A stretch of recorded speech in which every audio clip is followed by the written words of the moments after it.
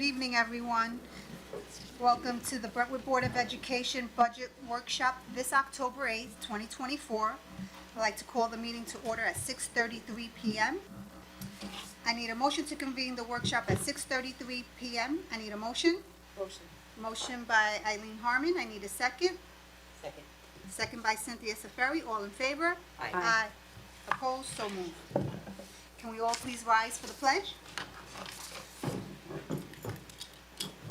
Pledge allegiance to the flag of the United States of America and to the republic for which it stands, one nation, under God, indivisible, with liberty and justice for all.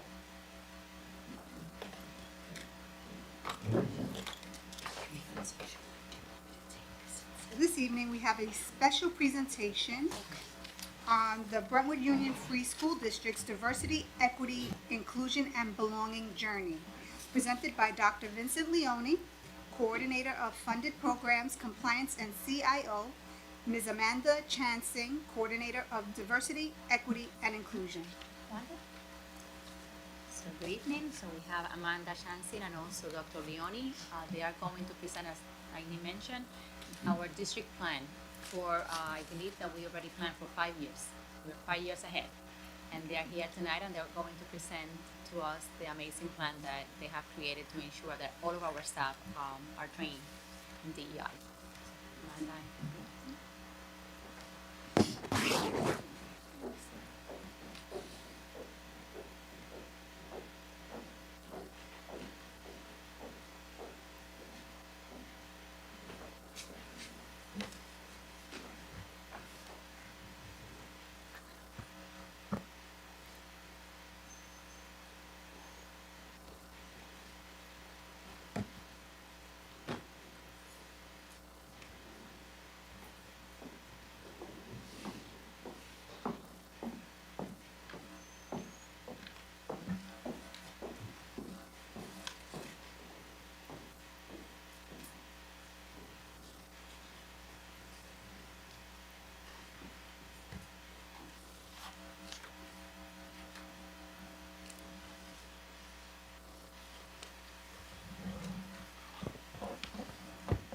Good evening.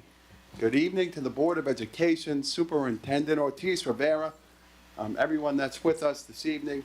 It's a pleasure to be here. I'm Dr. Vincent Leone. I'm here with my colleague, Amanda Chansing, to present to you, very excited to present to you and talk about, and as Ms. Ortiz Rivera suggests, we're going to talk about our plans for diversity, equity, inclusion, and belonging in the school district. But to do that, we have to take a step back. So we have to consider where we've come from and where we've been to get a full understanding of where it is we're going and why it is we're moving in that direction. So the first thing I want to do is, on my screen, you're looking at a conceptual framework for the district's evolving shared vision. And where this came from, I'm going to refer to this, Amanda and I will refer to this a couple of times this evening. So where this came from was, and there are two questions typically that I ask. So the first one is, if you believe in everything, you believe in, what do you believe in? Well, we believe, if you believe in everything, you believe in nothing. If you have 30 to 40 plans in your school district that are informing the direction of the school district, do you actually have a plan? So it's that sort of thinking that led to the development, to the realization that the district had to develop one core strategic plan that subsumed all others, that informed and subsumed all other plans. So that's where this conceptual framework for Graduation Plus came from. So Superintendent Ortiz Rivera and her cabinet very strategically commissioned an analysis, literally of 30 to 40 plans that we had in the district, all of them in and of themselves very effective plans, but looking for the patterns and trends within them that were really reflective of our beliefs here in Brentwood. So that's where these 4 tenets that you see embedded within this conceptual framework came from. success pathways, meaningful and relevant instruction and assessment, growth culture, and empowered stakeholders. Those are the themes that were repeated consistently over and over again as we looked at all of our plans, and that is where, that is the genesis of this conceptual framework for Graduation Plus. And what the development of a core strategic plan does for a school district is, it takes current reality where you had literally 30 to 40 different plans, all of them very good plans in and of themselves, but not going in the same direction. Some of them actually diametrically opposed to one another. So it takes all of those plans and it gets all of the plans and all of the players moving in the same direction. So just think about the momentum that will be generated in this school district when you move from this current reality that you see on the screen to everybody moving in the same direction. This is what's going to help our district level up. We're on such an incredible trajectory with all the amazing things that are happening in the school district. Once we get all those arrows pointing in the same direction, it's really going to help us to make Brentwood one of the very best school districts in the state. Now, in the context of diversity, equity, inclusion, and belonging, every single one of the belief statements that you see embedded within the conceptual framework touches and connects to diversity, equity, inclusion, and belonging. The one that's most explicit is the one that I've highlighted here under empowered stakeholders, and it is this belief that everyone is entitled to a safe, healthy, caring, and culturally responsive environment that fosters equity, dignity, and belonging. So again, this was a theme that was repeated in this deep analysis of 30 to 40 plans that we developed, that were developed, those plans, with significant stakeholder input, and that is the belief that guides everything that we do in the Office of Diversity, Equity, Inclusion, and Belonging. A little bit about the history of the department. Goes all the way back to 2021, 2022, when there was a fundamental shift the State Education Department made in their improvement plans. Schools that were identified as needing improvement.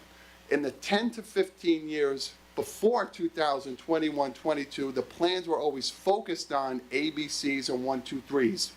So schools were identified across New York for the performance of kids, mostly on state exam results. In 2021-22, that changed.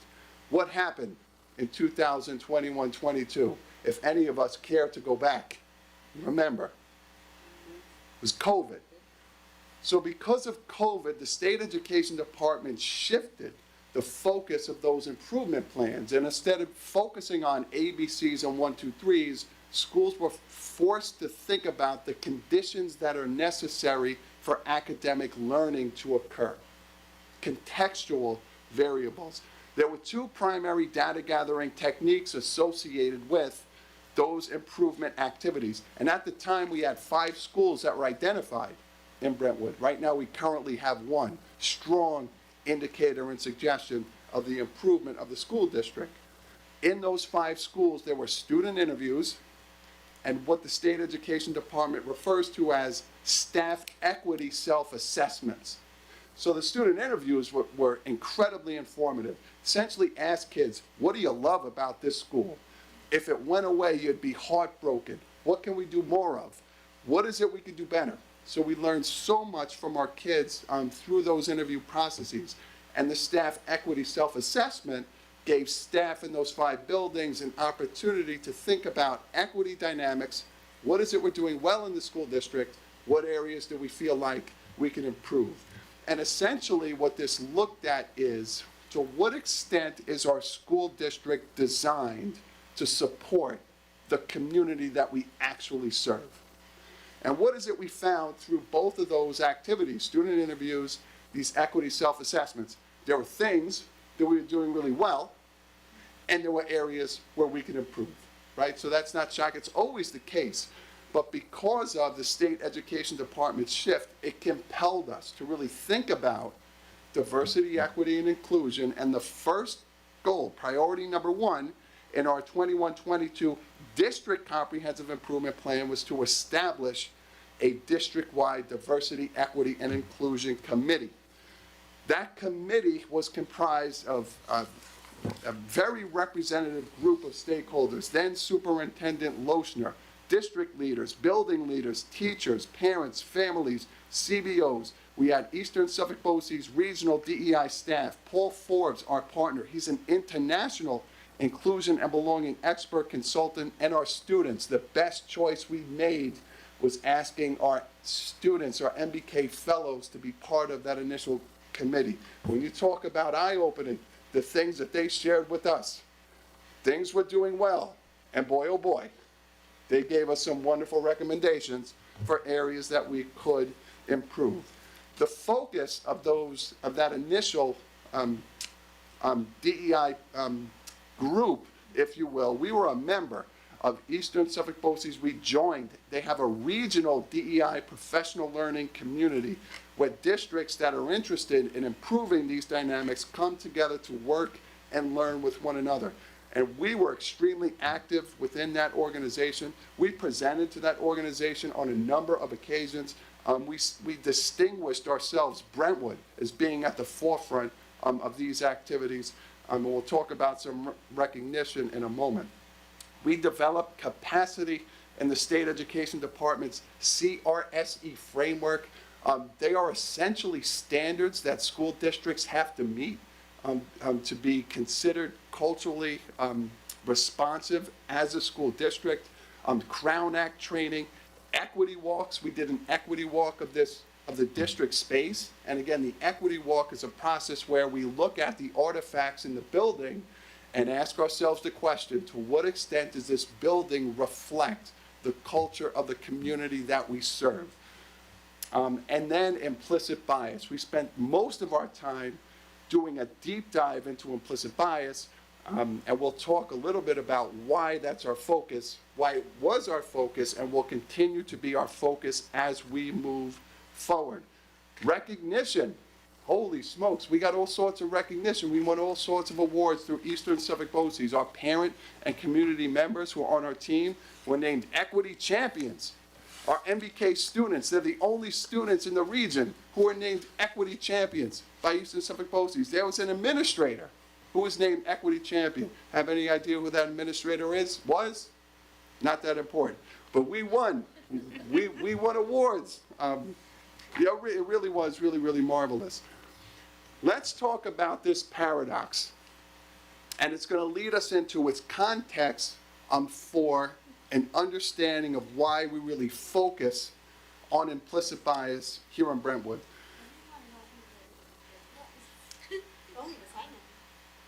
He wears pocket squares a lot. He has glasses. So Dr. yes. Leone. Okay. Yes. Only because I happen to be there in the presence of greatness of our parents and our kids by association. So at Brentwood, our values and beliefs are what make our Office of DEI, what makes us special. We believe that the vast majority of people are really good people. Especially here, we got keeping it personal, local, here in Brentwood, in our school district, that the vast majority of people want what's best for our kids. That when they know better, they'll do better. Whose job is it to help them know better?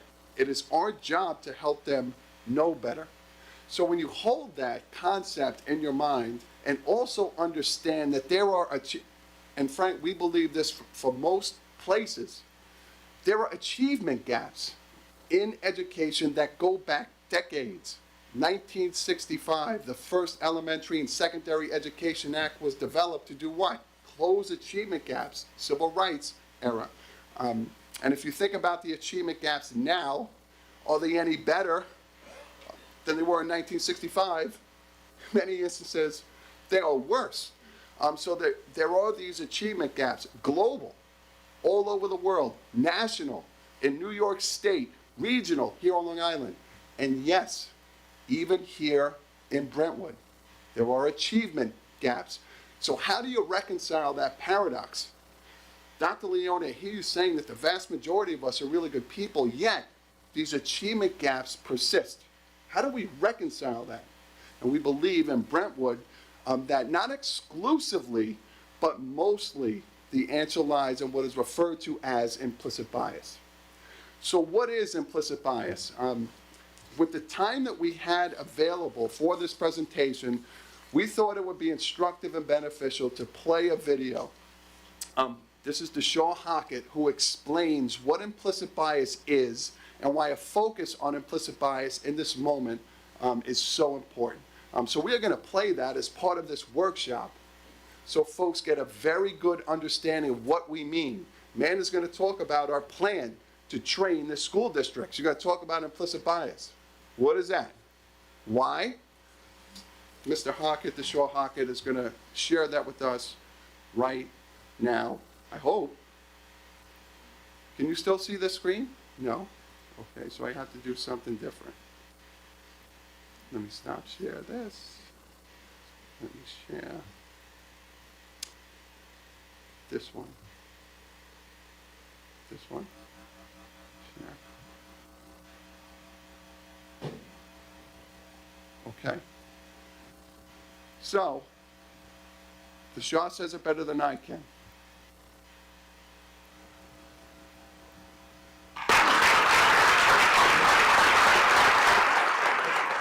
I want to make an argument to you. I want to make a case to you. And the argument that I want to make is that the way that we currently think about, talk about, and act on issues of racial bias and other lines of difference in this country is woefully inadequate and it's incomplete. The way we think about, talk about, and act on issues of racial bias and other lines of difference in this country is woefully inadequate and it's incomplete. And in making this case, I want to build on the very robust and compelling evidence that has been coming out of the science community for the past 10 plus years that suggests that if we want to move to a radically different place, a radically better place on issues of race and difference in this country, we have to pay attention to something called implicit bias. So what is implicit bias? Oprah Winfrey has talked about it. Malcolm Gladwell has written about it. Normally we say when Oprah is talking about it and Malcolm is writing about it, everybody knows about it, which isn't always the case. So a bias is a preference for or a prejudice against a person or a group of people. There are three characteristics that make a bias implicit. Characteristic number one, implicit biases operate at the subconscious level, outside of conscious awareness. We don't know that we have them, and they can't be accessed through introspection. In other words, the science of implicit bias says that none of us can sit here in this room right now, scratch our heads, and wonder out loud, do I have a bias against men, against women, against black people, against white people, against immigrants, and expect to accurately answer that question, because the nature of an implicit bias is such that we don't know that we have them. Characteristic number two, implicit biases oftentimes run contrary to our conscious stated beliefs about who we are as human beings and what our values are. In other words, the science of implicit bias says that you can be a school administrator and say that you are deeply committed to nurturing and building up young people, and yet be the same school administrator who leads your school in high rates of suspensions and expulsions of young people. And both of those things would be true. Consciously, you're deeply committed to building young people up. Unconsciously, you're doing harm in the process. The science of implicit bias says that you can be a law enforcement officer deeply committed to the mantra that appears on the side of police vehicles that says what? Protect and serve. And yet be the same law enforcement officer who leads your precinct or your district in high rates of stops and frisks of young men of color. And both of those things would be true. Consciously, you're deeply committed to the principles of protecting and serving. Unconsciously, your behavior is inconsistent with that. The third characteristic that makes a bias implicit is that implicit biases are triggered through rapid and automatic mental associations that we make between people, ideas, and objects, and the attitudes and stereotypes that we hold about those people, ideas, and objects. And so, case in point, I want to do a quick exercise around the power of mental association. So in a minute, I'm going to flash a few words on the screen, and what I want to ask you to do is I want you to quickly reflect on and or call out the associations that you make with those words or that you believe the broader society makes with those words. And so this requires a little bit of call and response. So, government. Corporate. Suburbs. Subsidized housing. So the science of implicit bias would say that those associations that you just made, those aren't mere verbal associations. Those aren't mere mental associations. The science says that there are attitudes and behaviors that we attach to those associations. So imagine if, as part of my introduction, I came out here and I said, my name is Deshaw, I want to talk with you about something innovative. And I'm here representing local government. I used to work in corporate America. I was born and raised in subsidized housing, but I now live in the suburbs of Alexandria, Virginia. The science would suggest that for many of you, for those who said that your automatic mental association with government is corrupt, or your automatic mental association with corporate is greed, you would receive me through that filter, oftentimes at the unconscious level. And it would color for you every single word that comes out of my mouth. So that's how implicit bias works. These rapid and automatic mental associations that shape and mold behavior every single day, oftentimes in ways that we're not even aware of, oftentimes in ways that do harm to others. So there are three reasons why focusing on implicit bias at this particular moment in time is important, and why I believe that a focus on implicit bias can help move this country forward. So, number one, an implicit bias focus gives us a much more expansive diagnosis of the challenges that we face in this country with respect to difference. What do I mean? We know from the work of esteemed scholars Mazarine Banaji and Anthony Greenwald that a significant amount of the harm being experienced and transmitted in this country with respect to racial bias and other lines of difference, we know that a significant amount of that harm stems from implicit forms of bias in addition to explicit forms of bias. Yet the majority of the tools that we use to address bias are designed to address explicit forms, not the implicit. So in essence, what we have in this country is a mismatch, a disconnect between how we diagnose challenges around difference and how we treat them. An implicit bias approach gives us a much more expansive diagnosis and a much more expansive toolbox. And my belief is that if we get the diagnosis right, we will get the treatment right. If we continue to get the diagnosis wrong, we will get the treatment. Number two, implicit bias is both predictive and it's preventive. Predictive in the sense that a person can go to the website for Project Implicit, take any one of the online implicit association tests, and receive a test result that can serve as a predictor of discriminatory behavior.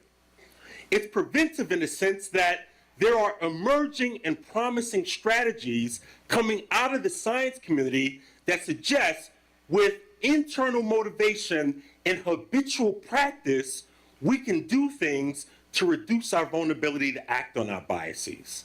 And I believe that that is what the country needs right now.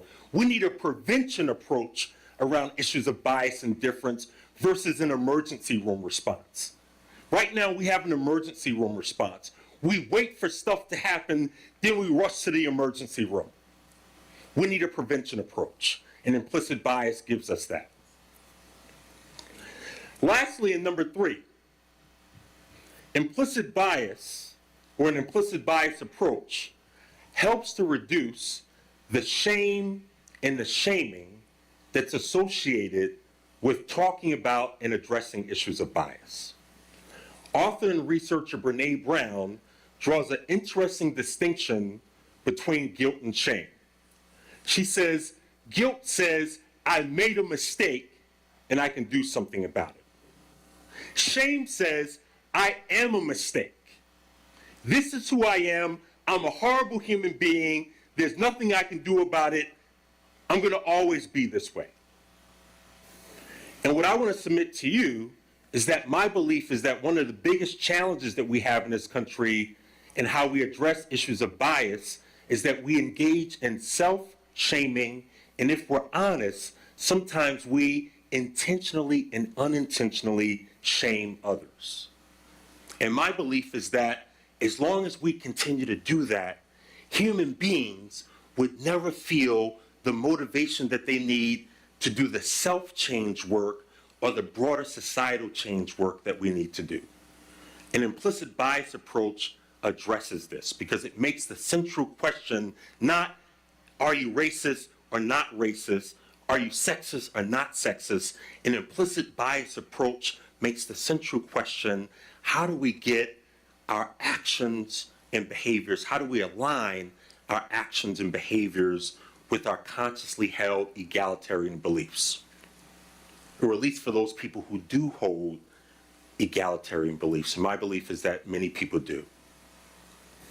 So that's why this work is important at this particular moment in time.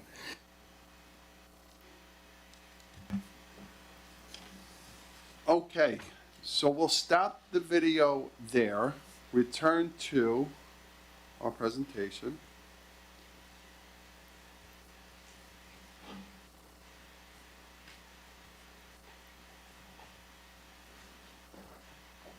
And thank everybody for participating in that experience. Because we're going to talk so much about implicit bias, we felt like it was important to give people real context for what it is we think about, what it is we believe, and what it is we're going to focus on with all of our buildings this school year. During his talk, the Shah talked about promising practices that through introspection and practice, individuals can be successful in not allowing their biases to impact their practices in schools. One of those strategies is called individuation.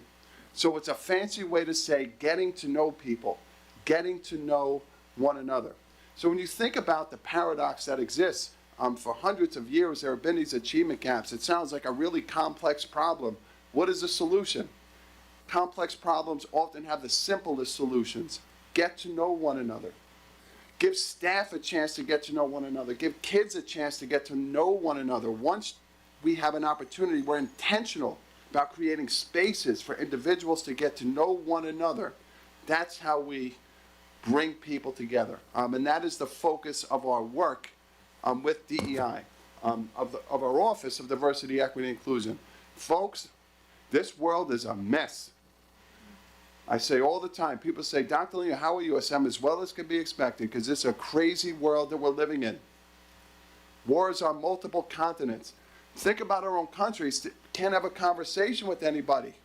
We don't know how to disagree without being disagreeable. I've highlighted on the screen one of our deep beliefs that if our children are going to be successful, this idea of intellectual openness, which we have lost. And I often say to Vincent all the time in my office, we have failed. as adults. If you look around at our society, the only chance we have is our kids to cultivate within them a sense of intellectual openness, to learn from one another, to be able to talk to somebody that you disagree with without being disagreeable. And that is the focus of our work with diversity, equity, and inclusion. And it is the most important thing that we do here in the school district, in my opinion. As important, if not more, than ABCs and 1, 2, 3s. And with that, I'll be very quiet and turn it over to Amanda, who's going to talk to you rather quickly Yes. about the forward plan. Come on, Amanda. Scooting. Good evening, everyone. Good evening to the board. It's my first time speaking to you. It's a privilege. And yes, I'm a little nervous, but we'll get through this. Thank you, Dr. Leone. So a little bit about me and to provide some context to what I bring to the role. I was previously the administrative coordinator for diversity, equity, and inclusion for Eastern Suffolk BOCES for the last 4 years. As you know, Eastern Suffolk BOCES was a lead in this, with the director position being one of the first, and then my position as well. I bring to the role ELA background, English language arts background, a TESOL background, and special education background. And with that, all being said, those 4 years that I spent at Eastern Suffolk BOCES, really, I was working hand in hand with Brentwood, because you were part of our COSA. And with that, I built the relationships. I understand your plans, your vision, and that's what I bring to the table today. So my role, as Dr. Leone provided the context of this, I had a nice picture of me there. Okay. The journey ahead.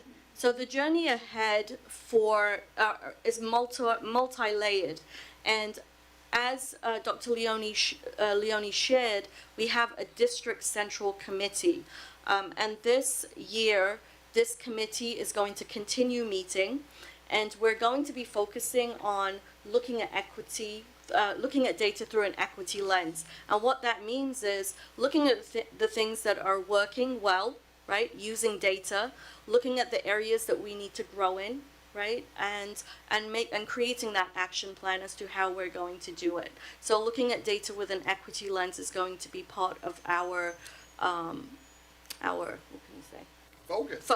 Our focus, thank you. Another area of focus is really looking at ways that we can support our school community, our children. So developing our LGBTQIA policy, that's going to be an area of focus as well. Also strategic planning, bringing all of this together in a core strategic plan. We have the Graduation Plus conceptual framework, right? But how do we make it happen? How do we make it come alive in our schools, in the hallways? What does it sound like? What does it look like? So we're going to do that through strategic planning, and as our superintendent said, really coming together with a core strategic plan in 5 years, right? How are we going to achieve this in 5 years? And being very practical and direct with that. Also, part of the DEIB office is really working with human resources and looking at our policies, what are we doing well, and building protocols and new policies that are needed. So that's with the district central committee. On a school building level, this is so exciting because I got to experience this week. We're going to be myself and Mr. Paul Forbes. We are going to be working with the school buildings, with the faculty, and we're providing workshops on Graduation Plus and the Culturally Responsive Framework from New York State Education Department. So as you see up there on the screen, we have a workshop on how Graduation Plus aligns to the Culturally Responsive Framework. New York State has this amazing framework that is actually, people are using it all over the world. So bringing that and aligning it to what we have. Our framework here, Graduation Plus, actually goes above and beyond what the Blue Ribbon Commission has set forth, and it really looks at what our children need in this community. Paul Forbes is going to be continuing the work with implicit bias and identity. We're going to be creating building level DEIB teams. So at each building, we're going to have a community of people that teachers, TAs, students that are going to come together and make this work happen in their own building. Also, we're supporting restorative practices through supporting the coaches and supporting student advocacy through the clubs that they already have. So really building capacity with our staff. Am I missing anything? No. So that's at the building level. And one of the most exciting parts of this work is really working with our families and community. I was at the SEPTA meeting with Mr. Tedisco last week, really meeting and greeting parents, family members, community members, giving them a survey to see, yes, we surveyed them before, but what's new, what's happening, what do you need? And then bringing the framework and Graduation Plus to them, right? Giving them a chance to dig into it and see what they need as well from there. So those are some of the pieces of what I am going to be working on through the DEIB office. Thank you. Thank Swapping? you. And we'll certainly ask if anyone has questions, and I think we may be a minute over our time or two, but I did forget to mention when I was speaking that you may recall at our last business meeting, our student liaison, Samuel and Farah, talked about their experience at the high school the first couple of weeks, and their experience with the Who Am I activity, where they had an opportunity to write about themselves, where they're from, their strengths, their preferences, their interests, and how powerful that experience was for them. That is all an extension of the work that we've done through our Diversity, Equity, and Inclusion Committee, getting to know one another. The high school went deeply with these activities, full staff trained on implicit bias, and you have to start with the staff first before the kids, before the children. But that's just an example of what we want to scale in the district. Every child with the opportunity to think about who they are, to communicate to one another. Then there's a chance for it to become, who am I? Who are we here in Brentwood? So that's a great example of the work that's been done and the impact that it's already started to have on kids. So we're really optimistic, and I'll say no more, but happy to open it up for questions.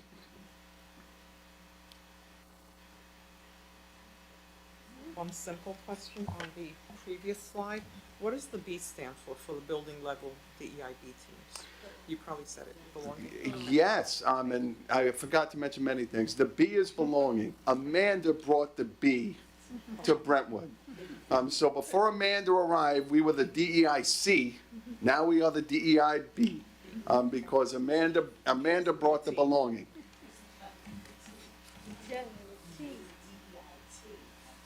It was the DEET. I used to call it the DEET team.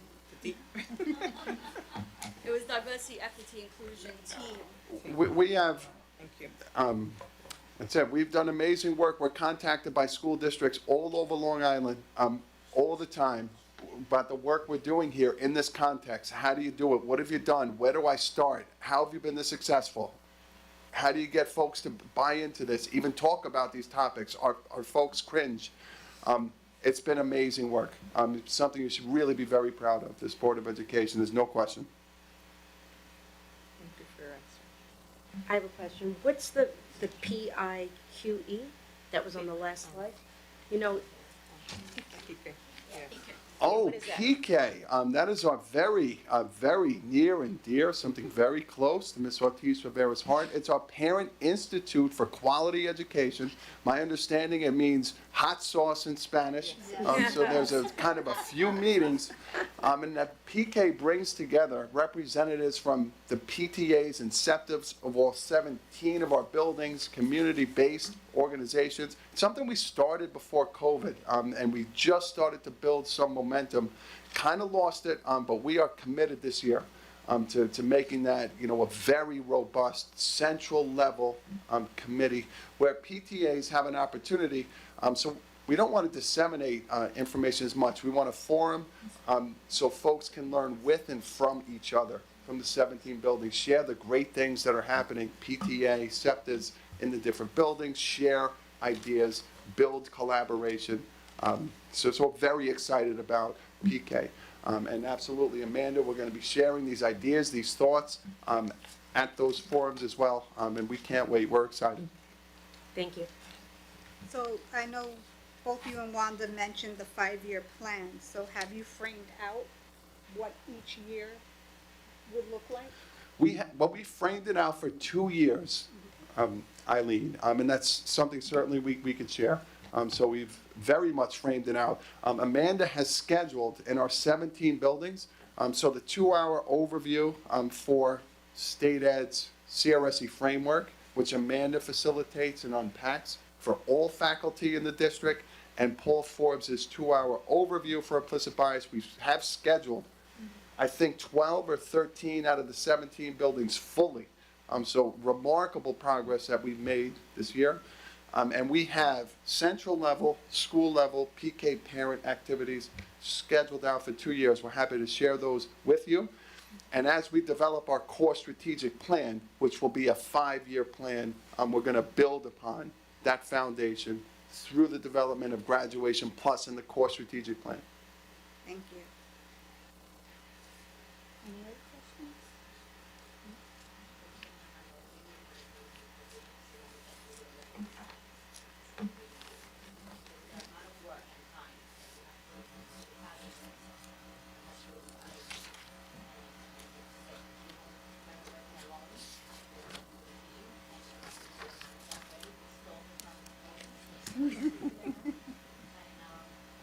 One of us is value, one of us is successful, and it's plan and being very strategic and thinking about where we want to get them. Sorry. It's really something. We're focused. We're going. Those arrows are really taking us to places, but we never thought that we would be able to reach. And we see it. We see it. Our students are happy. We saw it with Samuel and Sarah here also, Farah, last week, and we will have a surprise next Thursday. So when we see some of those poems coming to life. So thank you again. Thank you. Thank you. Thank you very much.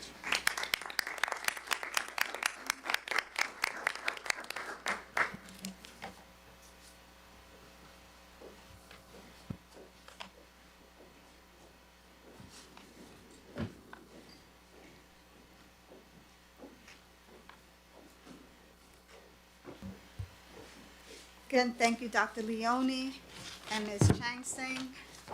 I know there will be other opportunities for you all to present to the community because we know that DEI extends far beyond our students. It also permeates into our staff and the culture within the district itself, right?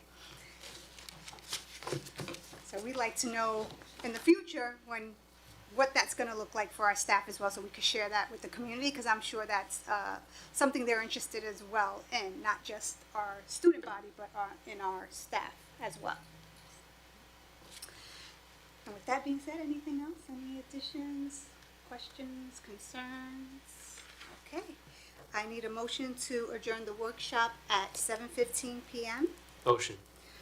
Motion by Brandon Garcia. I need a second. Second. Second by Maria Malave. All in favor? Aye. Opposed? So moved. Have a good night, everyone. Thank you.